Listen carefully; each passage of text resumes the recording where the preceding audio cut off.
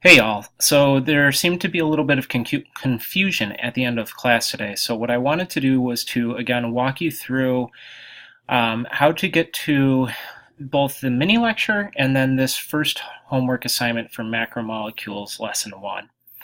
So I'm going to go into the student mode here so that I can see, or that you can basically follow along with what you're able to see.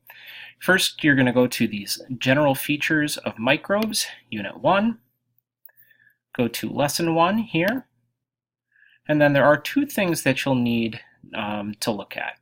The first is the mini lecture, and again, these mini lectures are going to be available for nearly every single lecture that we have throughout the semester.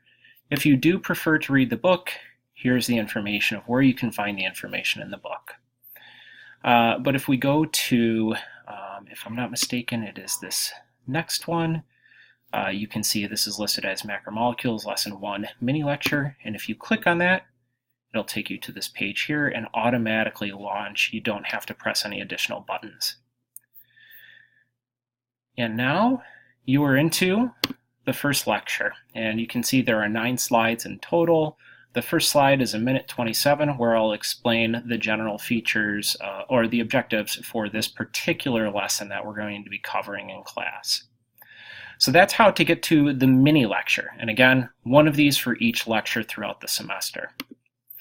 Now let me show you where your assignment is. If you go into this folder here, you'll see that there are 2 separate files. One of them will take you to the instructions.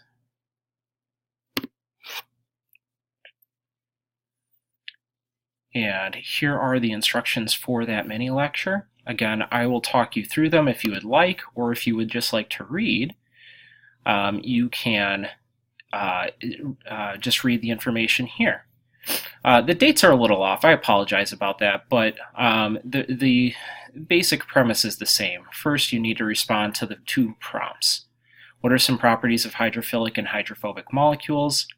And then introduce yourself to your group members as well.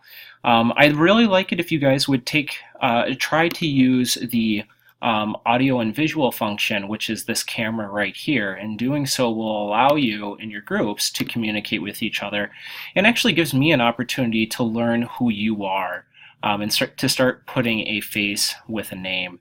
And feel free to include some information about yourself. You know, what major are you, year in school, favorite memory either from the summer or the winter, maybe your favorite present over the holidays. And then the second part on this is to comment on a blog of one other group member, and feel free to do that, though I'm not requiring you to do that in this particular assignment. So again, here are the basic instructions. And finally, you can find the actual create your lesson here. Again, you can download the template slide, which looks just like the one that I showed you in the assignment instructions. You can click here to launch the VoiceThread.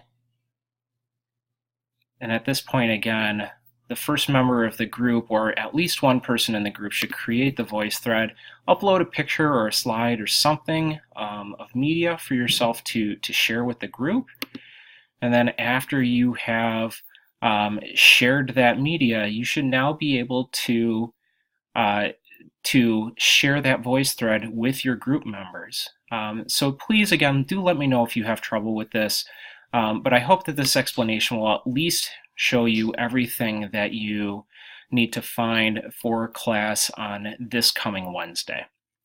If there are any further questions, please feel free to ask me in lab. Also, you can go to, I'm going to leave this page real quick, go right here to the question and answer section where you can ask me a question about this particular set of lectures that we're on, or ask me something about VoiceThread or anything else you want to in the Ask Me Anything. You guys can actually also subscribe to each of these individual forums by clicking subscribe, and you'll get updates whenever somebody asks a question or when I respond to a question. All right, have a great evening.